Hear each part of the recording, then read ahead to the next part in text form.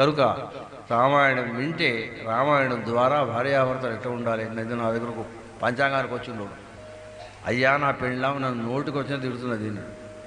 అబ్బాయి ఎంత అదృష్టవంతుడు రాన్న. ఎందుకయ్య గారు, పెళ్ళాంతో తిట్ల పడితే యువతల తిట్ల పడడం, యువతల తిట్ల పడదలుచుకుంటే పెళ్ళాంది కాదు. పిచ్చిలేసింది దానికి. అసలు ఈ తిట్టడానికి కారణం నువ్వే. నువ్వు ఏదో అప్రశస్త పని చేస్తున్నావు, నువ్వు ఏదో పాప పని చేస్తున్నావు, నువ్వేదో చేయరాని పని చేస్తున్నావు, అది ఆలోచించు. అదే కనుక నువ్వు మానుకుంటే నీకు ప్రేమగా నీ కాళ్ళు అవుతుంటారని చెప్పి.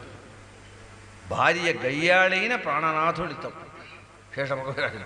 అందుకని ఇక్కడ భార్య స్వరూపం ఎట్ట ఉండాలి అంటే, భార్యని కేవలం ఒక ప్రేమించే వస్తువు కాకుండా భగవంతుడు ఇచ్చినటువంటి ప్రసాదం అనే ధర్మ దృష్టితో కనుక పోతే భార్య చెప్పినట్టు వింటుంది, వీడికి ధర్మానికి సొరవుతుంది. భార్య లేకుండా ఏం చేయడానికి వీల్లేదు. భార్య ఉంటేనే వీడి